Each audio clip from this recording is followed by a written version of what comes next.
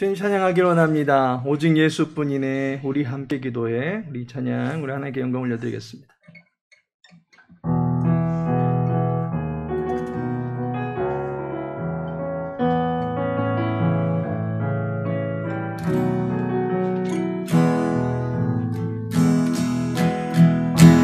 은혜 아니면 살아갈 수가 없네. 복음마저도 다 주의 것이니 세상 평안과 위로 내게 없어. 예수, 오직 예수뿐이네. 은혜 아니면 살아갈 수가 없네. 은혜 아니면 살아갈 수가 없네.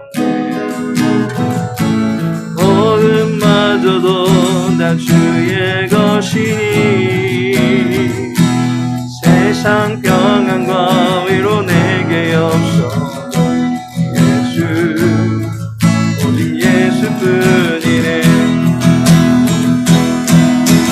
이 신교회 다 볼 수도 없고 작은 것 안에 지쳐도 주께 묻기 나의 모든 삶 버티고 견디게 하시네. 은혜 아니면 살아갈 수가. 나의 모든 것 다 주께 맡기니 참된 평안과 위로 내게 주신 주 예수, 오직 예수뿐이네. 은혜 아니면 살아갈 수가. 복음마저도 다 주의 것이니 세상 평안과 위로 내게 없어. 예수, 오직 예수뿐이네. 그 신교회 다 볼 수도 없고 작은 것 안에 지쳐도 주께 묻기 나의 모든 삶 버티고 견디게 하시네. 은혜 아니면 살아갈 수가. 나의 모든 것 다 주께 맡기니 참된 평안과 위로 내게 주신 주 예수, 오직 예수뿐이네. 그 신계획 다 볼 수도 없고 그 신계획 다 볼 수도 없고 작은 것 안에 지쳐도 주께 묻기 나의 모든 삶 버티고 견디게 하시네. 한 번 더 그 신계획 다 볼 수도 없고 그 신계획 다 볼 수도 없고 작은 것 안에 지쳐도 주께 묻기 나의 모든 삶 버티고 견디게 하시네. 은혜 아니면 살아갈 수가. 나의 모든 것 다 주께 맡기니 참된 평안과 위로 내게 주신 주 예수, 오직 예수뿐이네. 우리 함께 기도해. 주 앞에 나와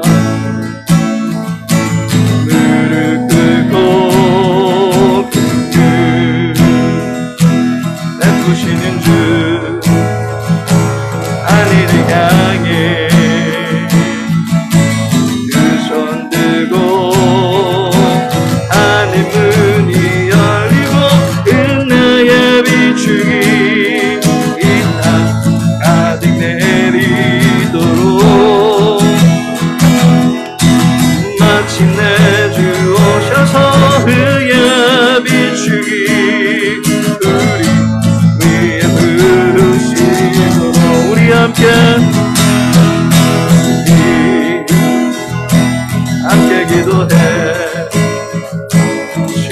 내게 나와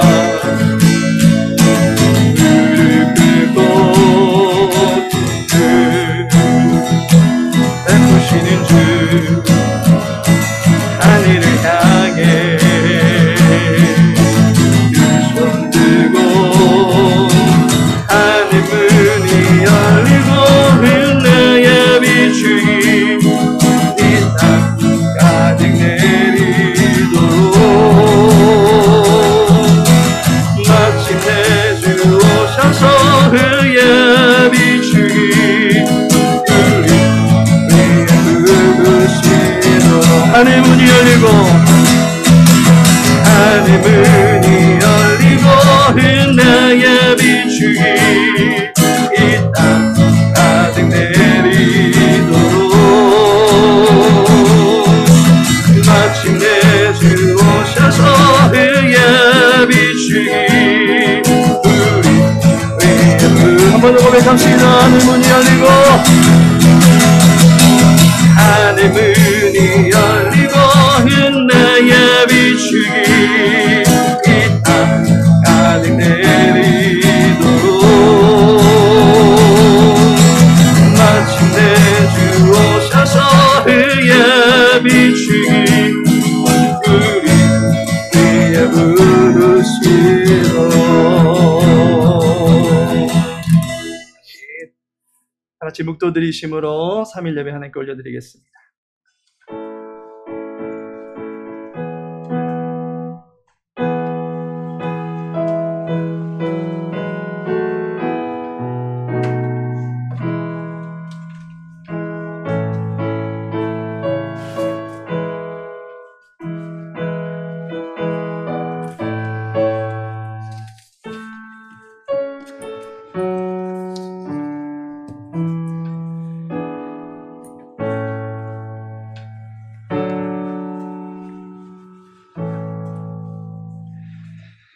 우리를 의롭게 하사 하나님을 친근히 여길 수 있게 하신 주님, 죄악의 묵은 때를 벗겨주시고 주님의 의로움을 닮아갈 수 있는 거룩함이 있게 하시고 오늘 이 시간 우리를 주님의 의로우심으로 무장시켜 주시는 복된 시간 될 수 있도록 인도하여 주시옵소서. 모든 시간 주님께 의탁하오며 예수님의 이름으로 기도합니다. 아멘. 찬송가 446장입니다.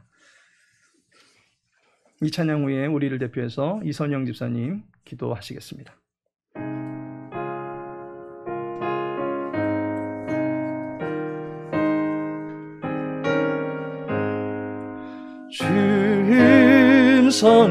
성회는 참 기쁨 없도다.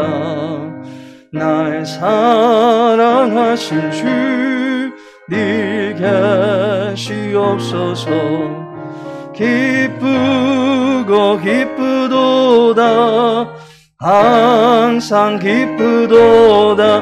나 주께 왔사오니 복 주옵소서. 나 주께 왔으니 복 주시옵소서.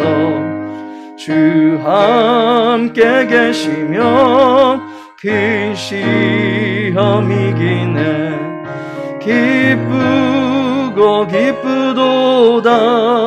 항상 기쁘도다. 나 주께 왔사오니 복 주옵소서. 주 떠나가시면 내 생명 헛되네. 기쁘나 슬플 때 늘 계시옵소서. 기쁘고 기쁘도다. 항상 기쁘도다. 나 주께 왔사오니 복 주옵소서. 그 귀한 언약을 이루어 주시고 주 명령 따를 때 늘 계시옵소서. 기쁘고 기쁘도다. 항상 기쁘도다. 나 주께 왔사오니 복 주옵소서. 주옵소서. 아멘.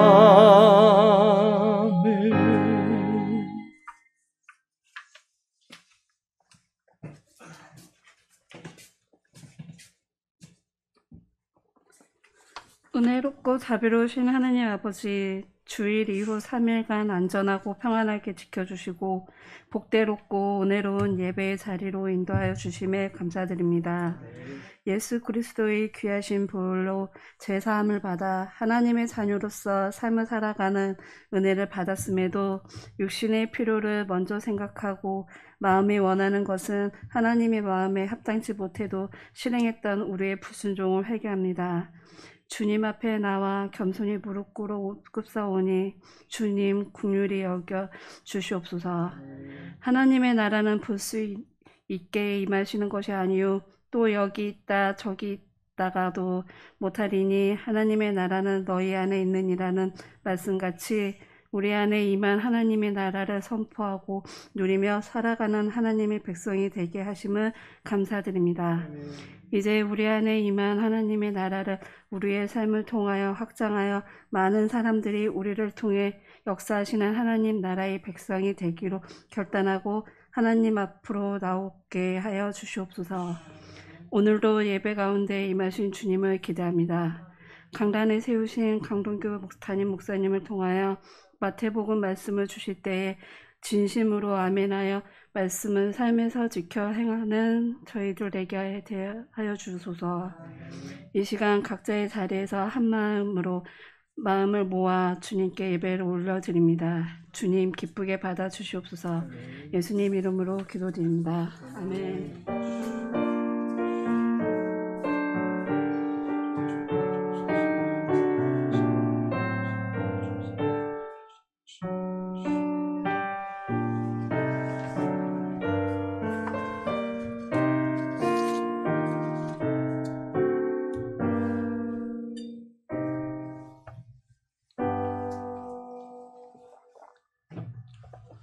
이 시간 함께 나눌 말씀은 마태복음 5장 16절 말씀입니다.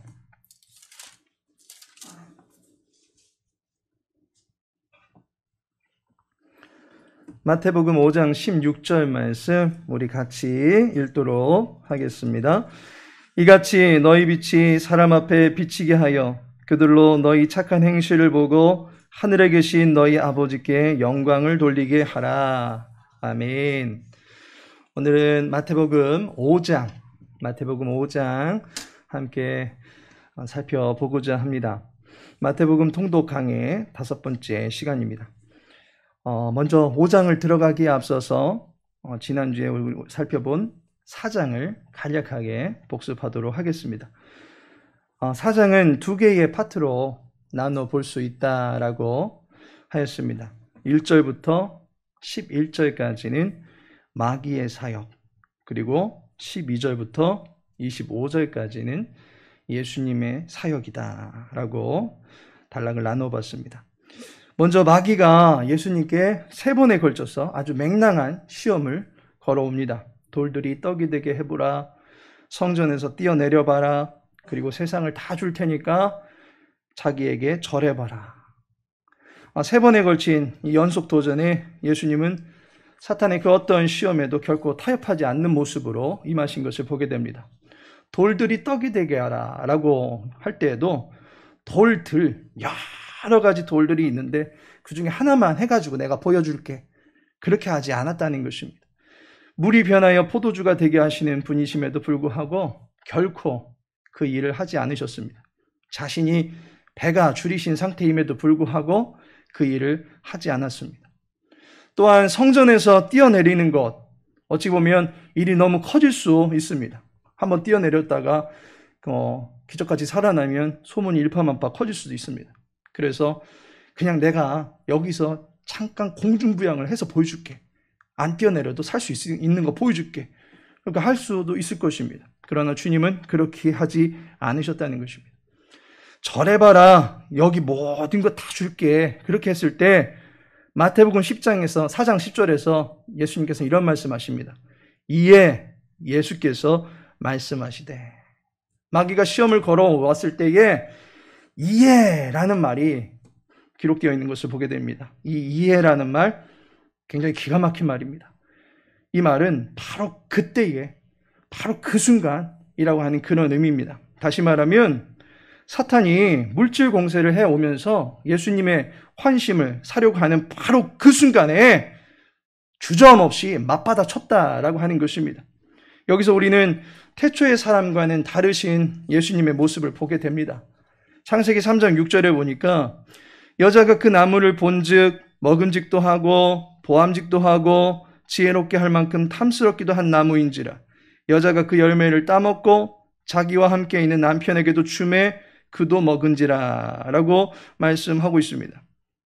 태초의 사람은 사탄이 물어보면 대답해주고 보여주면 가서 보고 그리고 또 잠깐 보는 정도가 아니라 먹음직도 하고 보암직도 하고 지혜롭게 보이게 할 정도로 계속 그것을 보았다라고 하는 것입니다. 그 과일을 잠깐 본 것도 아니고 유심히 관찰하고 그로 인해서 그 마음에 탐심이 자리 잡을 때까지 계속 보았다라고 하는 것입니다. 보면 그 순간 눈을 돌리기 힘들어집니다. 돌리기 힘들어지면 힘들어질수록 이제는 취하고 싶어지는 것입니다. 그리고 취할수록 더욱더 거기에 빠져들게 되는 것입니다. 왜 청소년들이 흡연에 빠져들겠습니까? 그 모습이 멋있어 보이기 때문입니다. 왜 많은 사람들이 도박에 빠져듭니까? 재미로 하다가 본전만 건지자 하다가 결국에는 빠져버리는 것입니다. 왜 사람들이 마약에 또한 술에 중독이 되는 것입니까? 그것이 나를 즐겁게 할 수 있다라고 하는 착각에 빠져 있기 때문입니다. 한 모금만 마시자라고 했던 그 술이 어느새 나를 마셔버리게 되고 결국 나를 술주정뱅이 또한 마약 중독자가 되게 만들어 버리는 것입니다. 모두 다 한 번 마음을 두던 그것에서부터 시작되는 것입니다. 그런데 예수님은 이에 사탄의 그 게임이 시작된 그 순간 바로 맞받아 쳤다라고 하는 것입니다. 일말의 타협점도 갖지 않은 채 곧바로 말씀으로 물리치셨다라고 하는 것입니다. 왜 이토록 예수님께서 사탄의 시험을 능멸하셨던 것입니까?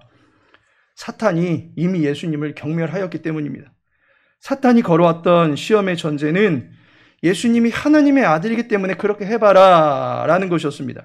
그런데 여기서 우리가 유심히 살펴봐야 될 것은 만약 여기 계신 분들은 다 성인이시니까 이렇게 말씀드리면 사탄의 유혹이 어떤 수준인 것이다 라고 어느 정도 감이 잡힐 것 같습니다. 누가 여러분들어 당신은 어른이니까 젖병에 분유 타서 먹어보세요. 당신은 어른이니까 세발 자전거 타고 출근해보세요. 당신은 어른이니까 저한테 아버지 하고 세배해보세요. 이것 자체가 어른인 우리를 무시하는 말 아니겠습니까? 사탄은 전략적으로 예수님을 미혹하려고 나름대로는 기발하게 작전을 쓴 것 같지만 매우 어리석은 도전을 한 것입니다. 다시 말해서 예수님의 품격에 맞지 않는 어처구니 없는 도전을 던져준 것입니다. 사탄의 시험이 우리 인간들에게는 강력한 유혹거리로 보일 수 있겠지만 예수님에게는 결코 격에 맞지 않는 어처구니 없는 도전으로 보일 수 있다는 것입니다. 이것은 마치 총으로 대포를 맞겠다라고 하는 것과 똑같은 것입니다. 거대한 말씀의 탱크를 어떻게 거짓과 술수로 막을 수 있겠습니까? 결국 사탄은 보기 좋게 참패를 당합니다. 그렇게 3번의 참패를 당한 사탄의 굴욕, 반면에 3번의 완승을 거두신 예수님의 모습을 마태복음 4장의 전반부에서 다루고 있는 것입니다. 그리고 뒤이어서 예수님의 사역을 다루고 있습니다. 예수님의 사역들이 각각 짧게 요약식으로 나타나고 있습니다. 그 가운데 예수님의 전파하심의 사역이 가장 먼저 소개되고 있습니다. 천국을 소개하는 가장 강력한 방법으로 전파하심을 삼으셨다라고 하는 것입니다. 그래서 마태복음에는 예수님의 전파하심의 사역을 6개의 설교로 소개해주고 있는 것을 보게 됩니다. 오늘 우리가 읽은 5장에서 7장까지가 그 잘 알려진 산상 설교입니다. 그리고 10장에 제자훈련 설교가 나타납니다. 그리고 13장에 천국 비유 설교가 나타납니다. 그리고 18장에는 천국의 실천적인 삶을 언급해주고 있고, 마지막으로 24장에서 25장까지 종말론에 대한 설교, 이렇게 5개의 설교가 나오고 있습니다. 가만히 보시면 5개의 설교 중에 가장 중심에 자리 잡고 있는 설교는 천국 비유입니다. 회개하라, 천국이 가까이 왔느니라 라고 하는 것이 예수님의 첫 선포였는데, 그 선포를 가장 핵심적으로 가르침의 구조로 삼고 있는 것을 보게 됩니다. 그리고 이 예수님의 사역이 전파, 부르심, 고치심인데, 우리는 앞으로 10장까지 마태복음을 보게 되면 예수님의 전파의 사역, 또 부르심의 사역, 고치심의 사역들을 볼 수가 있게 됩니다. 5장부터 7장까지가 바로 전파의 사역입니다. 그리고 8장부터 9장까지가 고치심의 사역입니다. 그리고 10장이 부르심의 사역이 나타나고 있는 것을 보게 됩니다. 그렇다면 오늘 예수님께서 전파하신 사역을 다루고 있는 5장의 말씀을 다루어 보고자 합니다. 예수님의 첫 번째 설교를 알 수 있는 마태복음 5장에서 무슨 내용을 다루고 있는지 우리 함께 읽어보도록 하겠습니다. 마태복음 5장을 펴시고 같이 천천히 읽어보도록 하겠습니다. 혹시 목사님을 대신해서 제가 읽어보면 안 될까요? 라고 하시는 분 계시면 언제든지 자원하시기를 바라겠습니다. 5장 1절부터 같이 읽도록 하겠습니다. 예수께서 무리를 보시고 산에 올라가 앉으시니 제자들이 나온지라 입을 열어 가르쳐 이르시되 심령이 가난한 자는 복이 있나니 천국이 그들의 것이며 애통하는 자는 복이 있나니 그들이 위로를 받을 것이며 온유한 자는 복이 있나니 그들이 땅을 기업으로 받을 것이며 의에 줄이고 목마른 자는 복이 있나니 그들이 배부를 것이며 긍휼히 여기는 자는 복이 있나니 그들이 긍휼히 여김을 받을 것이며 마음이 청결한 자는 복이 있나니 그들이 하나님을 볼 것이며 화평하게 하는 자는 복이 있나니 그들이 하나님의 아들이라 일컬음을 받을 것이며 의를 위하여 박해를 받은 자는 복이 있나니 천국이 그들의 것임이라. 나로 말미암아 너희를 욕하고 박해하고 거짓으로 너희를 거슬러 모든 악한 말을 할 때에는 너희에게 복이 있나니 기뻐하고 즐거워하라. 하늘에서 너희의 상이 큼이라. 너희 전에 있던 선지자들도 이같이 박해하였느니라. 너희는 세상의 소금이니 소금이 만일 그 맛을 잃으면 무엇으로 짜게 하리요. 후에는 아무 쓸데없어 다만 밖에 버려져 사람에게 밟힐 뿐이니라. 너희는 세상의 빛이라. 산 위에 있는 동네가 숨겨지지 못할 것이요 사람이 등불을 켜서 말 아래에 두지 아니하고 등경 위에 두나니 이러므로 집안 모든 사람에게 비치느니라. 이같이 너희 빛이 사람 앞에 비치게 하여 그들로 너희 착한 행실을 보고 하늘에 계신 너희 아버지께 영광을 돌리게 하라. 내가 율법이나 선지자를 폐하러 온 줄로 생각하지 말라. 폐하러 온 것이 아니요 완전하게 하려 함이라. 진실로 너희에게 이르노니 천지가 없어지기 전에는 율법의 1.1획도 결코 없어지지 아니하고 다 이루리라. 그러므로 누구든지 이 계명 중에 지극히 작은 것 하나라도 버리고 또 그같이 사람을 가르치는 자는 천국에서 지극히 작다 일컬음을 받을 것이요 누구든지 이를 행하며 가르치는 자는 천국에서 크다 일컬음을 받으리라. 내가 너희에게 이르노니 너희 의가 서기관과 바리새인보다 더 낫지 못하면 결코 천국에 들어가지 못하리라.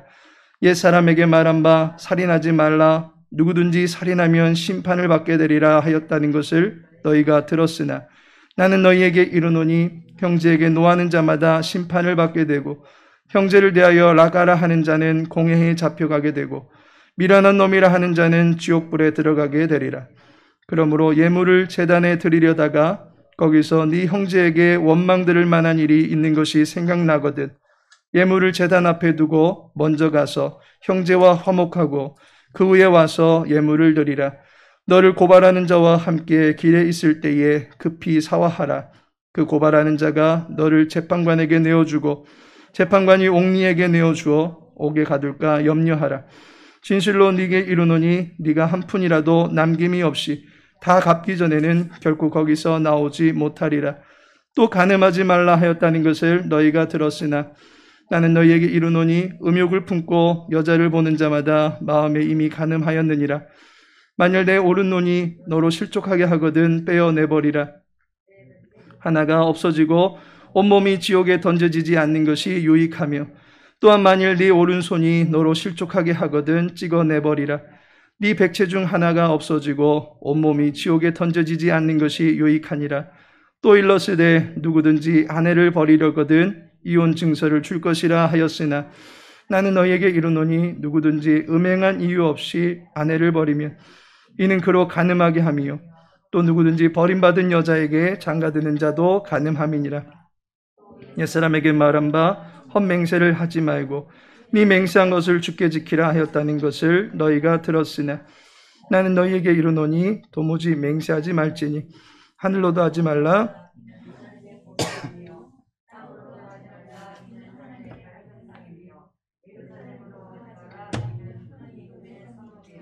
내 머리로도 하지 말라. 이는 네가 한 터럭도 튀고 검게 할 수 없음이라. 오직 너희 말은 옳다 옳다 아니라 아니라 하라. 이에서 지나는 것은 악으로부터 나느니라.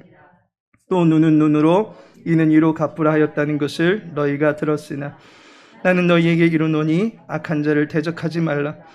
누구든지 내 오른편 뺨을 치거든 왼편도 돌려대며 또 너를 고발하여 속옷을 가지고자 하는 자에게 겉옷까지도 가지게 하며 또 누구든지 너로 억지로 오리를 가게 하거든 그 사람과 심리를 동행하고 네게 구하는 자에게 주며 네게 꾸고자 하는 자에게 거절하지 말라.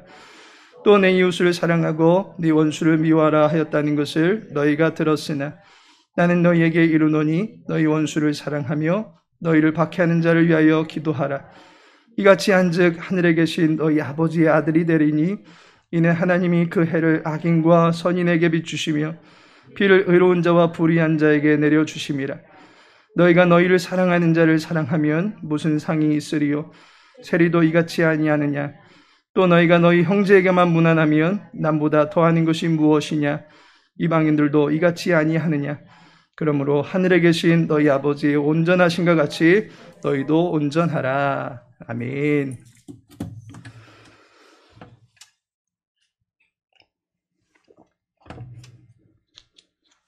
마태복음 5장을 읽으시면서 이 말씀이 여기 있었구나 라고 하시는 분도 계실 것입니다.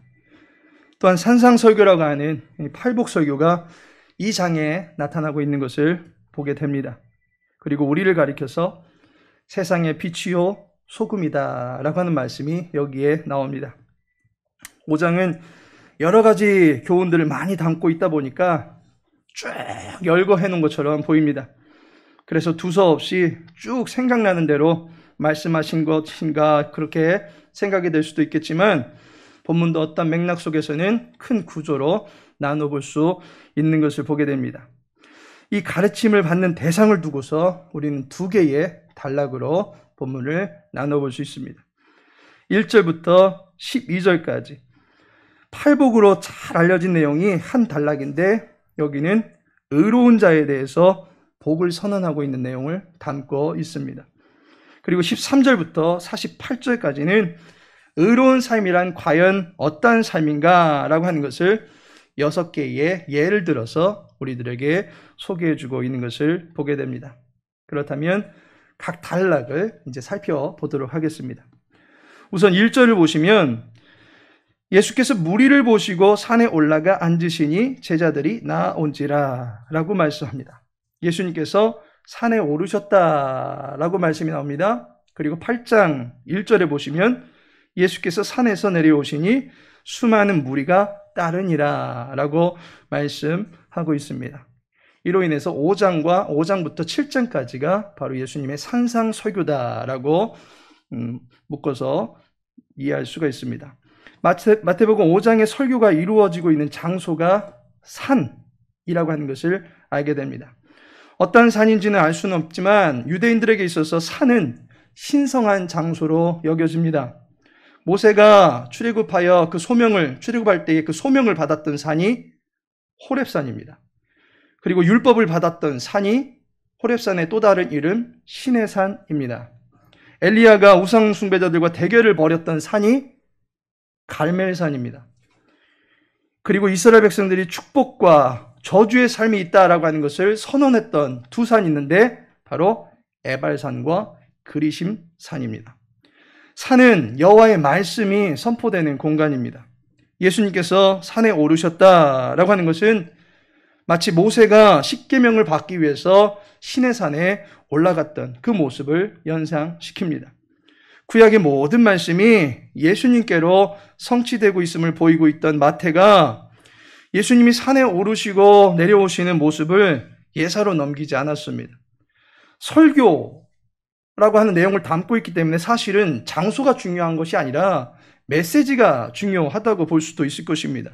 그런데 마태가 여기서 산을 오르고 산을 내려왔다라고 하는 이 산을 언급하고 있는 것은 예수님께서 지금 가르치시는 말씀이 여호와께서 주시는 말씀과 같은 것이다 라고 하는 것을 우리들에게 보여주는 것입니다. 그 증거가 2절에 있습니다. 입을 열어 가르쳐 이르시되, 입을 열어 가르쳐 라고 말씀하고 있습니다.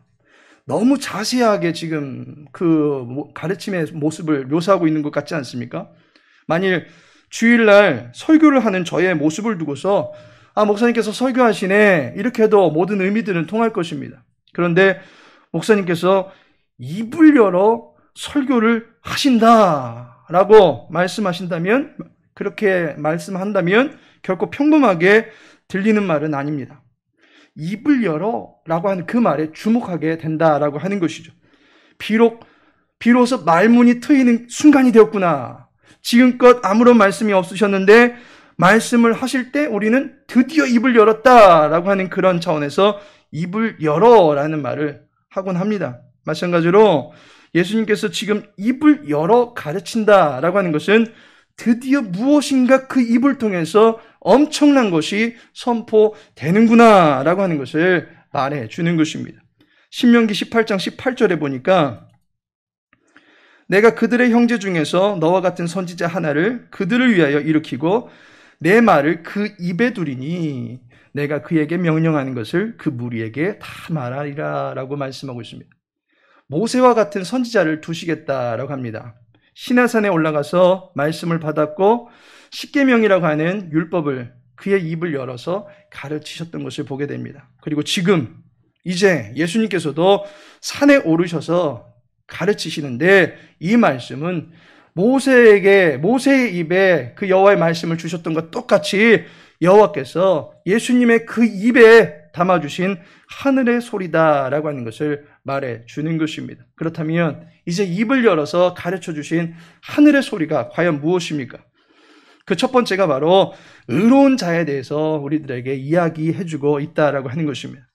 전반부는 복 있는 자는 누구인가 라고 하는 그런 내용을 담고 있습니다. 많은 분들이 이 본문을 팔복이라고 잘 알고 계실 것입니다. 물론 이 내용은 8가지의 복이 있다라고 그런 선언이 계속적으로 나열되고 있기 때문에 팔복이라고 해도 좋습니다.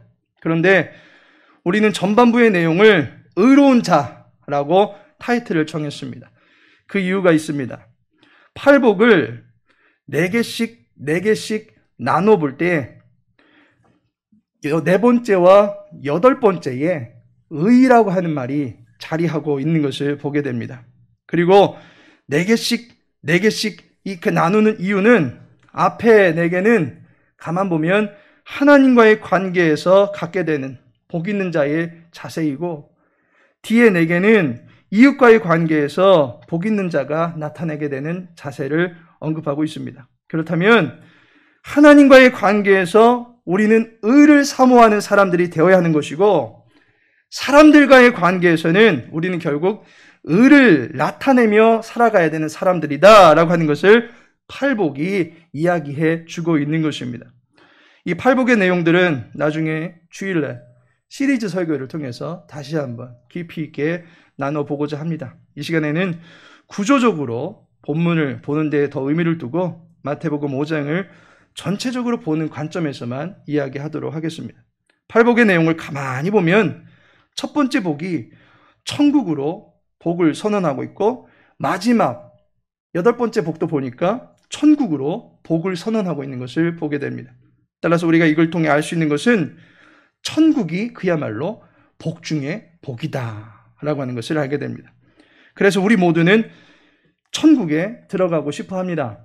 그런데 본문을 보면 다른 복들은 다 그렇게 될 것이다 라고 미래형으로 말하고 있지만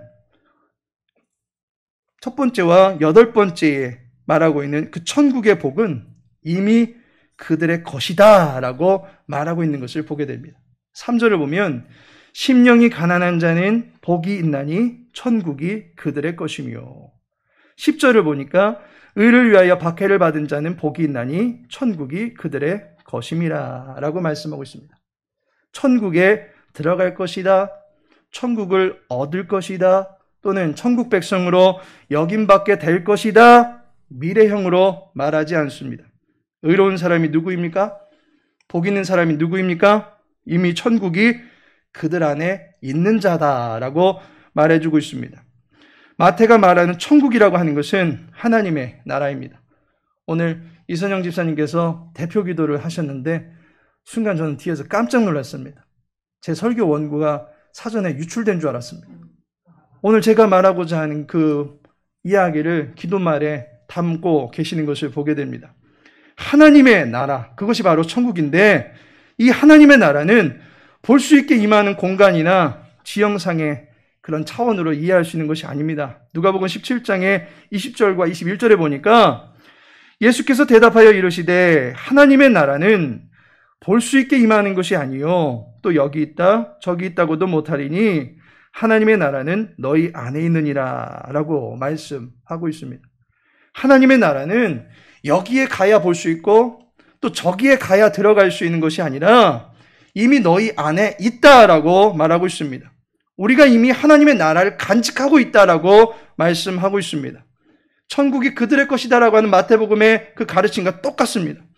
여기서 말하는 하나님의 나라는 다시 말해서 하나님의 통치권이 역사되어지는 영역인 것입니다. 하나님의 통치권이 유효하게 발휘되는 곳입니다. 우리의 심령이 하나님의 주되심을 인정하고 우리가 그분의 자녀임을 믿고 확신하는 것, 그것이 바로 내 안에 하나님의 나라가 이루어진 것이다 라고 볼 수 있는 것입니다. 하나님과의 주종관계가 형성이 되고 또 군신관계가 형성된 그 상태, 그것이 바로 복 있는 자다라고 말해주는 것입니다. 다시 말해서 하나님의 다스림을 받는 것, 그것이 바로 복된 삶이다 라고 말해주는 것입니다. 그래서 시편 1편에서도 복 있는 사람은 죄를 가까이 하는 사람이 아니라 율법을 가까이 하는 사람이다 라고 말씀해 주고 있습니다. 여호와의 말씀을 따라서 인생의 향방을 정하고 살아가는 사람, 그 사람이 바로 천국을 소유한 자이고 그가 바로 복된 자이다 라고 말해주는 것입니다. 또 한 가지 우리가 이 팔복을 통해서 알게 되는 것은 의가 복의 열매가 된다라고 하는 것입니다. 4개씩 나누어진 이 복선언의 마지막에는 다 의라고 하는 공통된 말이 담겨져 있는 것을 보게 됩니다. 전반부의 4개의 복선을 보시면 심령이 가난한 자, 애통하는 자, 온유한 자, 그리고 마지막에 무엇입니까? 의에 줄이고 목마른 자. 의에 줄이고 목마르다, 다시 말하면 그에게는 의가 있어야만 비로소 살 수 있다는 것입니다. 의를 벗어나서는 결코 살 수 없는 것입니다. 후반부의 복선언도 보니까 긍휼히 여기는 자, 마음이 청결한 자, 화평하게 하는 자, 그리고 마지막에 무엇입니까? 의를 위하여 박해를 받은 자라고 말하고 있습니다. 의를 간직해야 된다는 것입니다. 의를 빼앗기면 안 된다는 것입니다. 의를 생명과 같이 여기고 살아야 된다라고 말하고 있습니다. 여기서 말하는 의라고 하는 것이 무엇입니까? 하나님과의 관계에서 따져볼 때 그 의는 은혜가 될 것입니다. 그리고 사람들과의 관계에서 볼 때 의라고 하는 것은 은혜 받은 자로서의 합당한 삶의 모습을 가리키는 것일 것입니다. 하나님의 말씀에서 결코 동떨어질 수 없는 것이 의입니다. 아모스 8장 11절에 보니까 주 여호와의 말씀이니라 보라 날이 이를지라 내가 기근을 땅에 보내리니 양식이 없어 주림이 아니며 물이 없어 가람이 아니요 여호와의 말씀을 듣지 못한 기갈이라 라고 말씀을 하고 있습니다. 양식이 없어 가람과 주림의 현상이 나타나는 것이 아니라 하나님의 말씀을 접하지 못하는 것을 가리켜서 주림과 가람이다 라고 말하고 있습니다. 이것이 우리의 목마름이 되어야 될 것입니다. 이것이 우리의 주림이 되어야만 할 것입니다. 하나님의 말씀을 통해서 주시는 은혜가 우리가 끝까지 사모해야 될 인생의 힘이 되는 것이고, 그 은혜의 그 은혜를 가장 귀한 것으로 여기고 박해와 유혹에도 결코 은혜를 포기하지 아니하는 삶, 의를 따라가는 삶을 포기하지 않는 것이 바로 복 있는 자의 삶이다라고 전반부에서 가르치고 있습니다. 그렇다면 후반부를 넘어가 보도록 하겠습니다.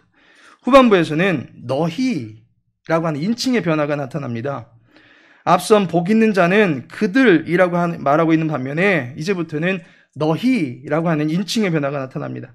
그런데 앞선 복의 선언이 너희와 동떨어진 것이 아니라 바로 너희에게 주어진 복이다라고 말하고 있습니다. 그래서 이제 그 복을 가지고 너희들은 이제 어떻게 살아야 되는가라고 하는 그 삶의 모습을 가르쳐 주고 있습니다. 먼저는 우리의 정체성을 이야기하는데 13절에 보니까 너희는 세상의 소금이니, 그리고 14절에 보니까 너희는 세상의 빛이라 라고 이야기하고 있습니다.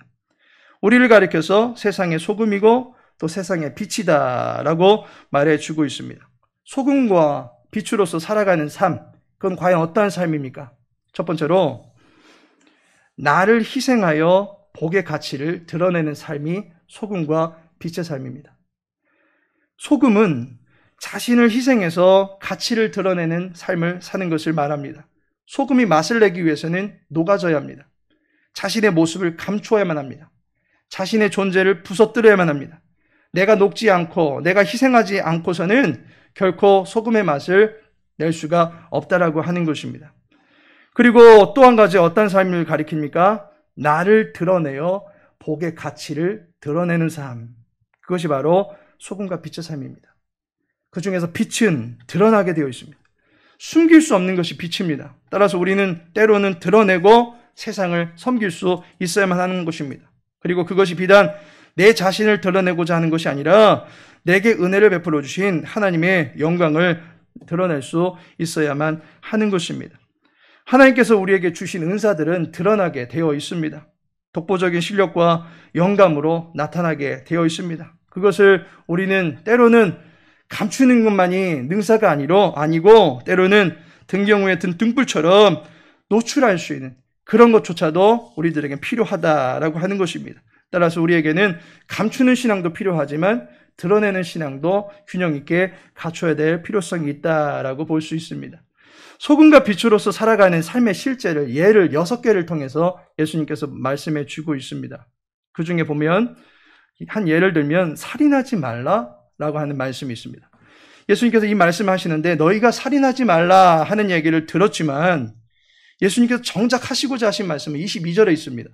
나는 너희에게 이르노니 형제에게 노하는 자마다 심판을 받게 되고 형제를 대하여 나가라 하는 자는 공회에 잡혀가게 되고 미련한 놈이라 하는 자는 지옥불에 들어가게 되리라 라고 말씀하고 있습니다. 마음에 노를 품거나 입으로 욕을 하는 것도 살인과 똑같은 죄다라고 말씀하고 있습니다. 무슨 의미입니까? 살인이 꼭 생명을 해하여서만이 살인이 아니라는 것입니다. 우리는 말로서도 얼마든지 살인을 저지를 수 있습니다.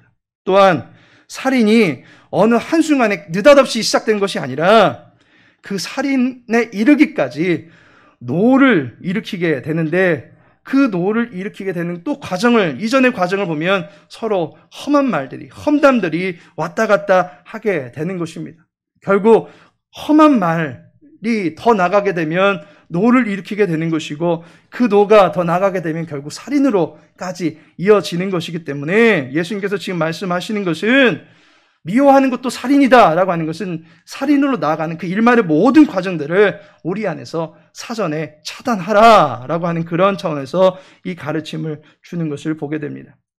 그리고 뒤에 3가지 맹세, 보복, 원수 갚는 것 또 나오고 있는데 이것은 앞에 3가지와 뒤에 3가지를 비교해 보면 앞에 3가지, 다시 말해서 살인과 음행과 이혼은 갑의 입장에서 우리가 살아갈 때 저지를 수 있는 죄입니다.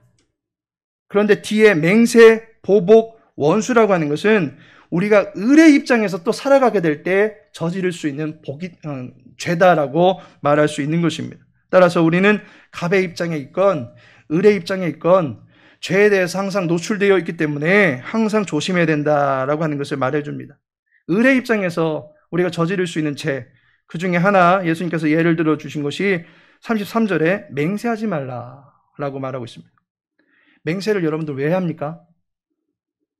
상대가 나를 안 믿어주니까, 나보다 더 권위 있는 무엇인가, 내게 있어서 가장 소중하다고 생각된 그 무엇인가를 드러내면서 나 이거를 내놓을 정도로 이렇게 말하는 거 사실이니까 믿어줘 라고 하면서 그것을 담보로 자기의 신뢰성을, 자기의 신뢰를 인정받으려고 하기 때문에 맹세하는 것입니다. 그런데 예수님께서는 맹세를 하지 말라고 말하고 있습니다.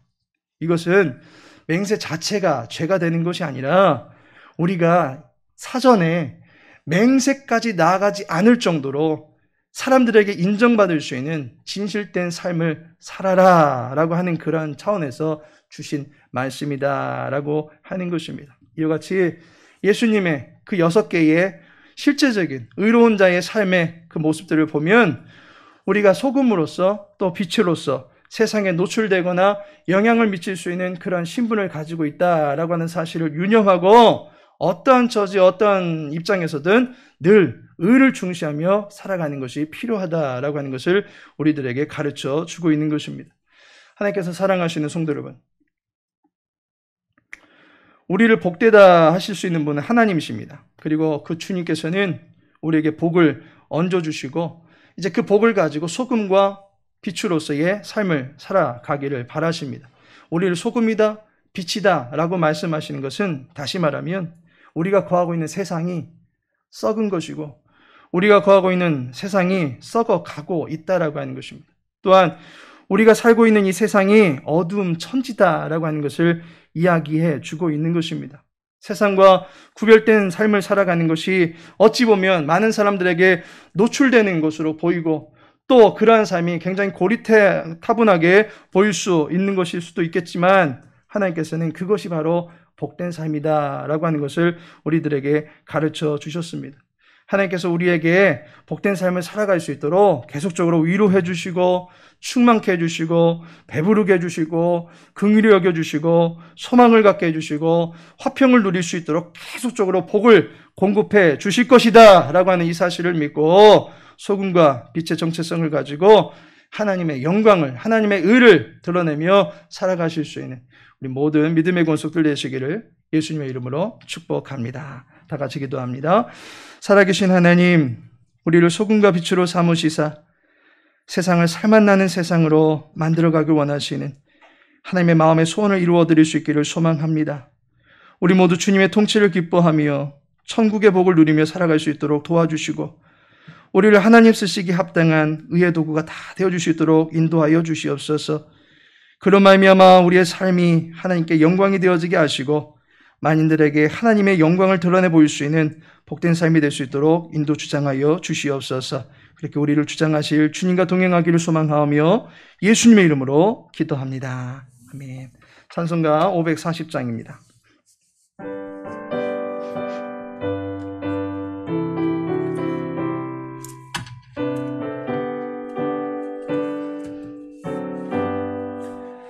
주의 음성을 내가 들으니 사랑한단 말이세.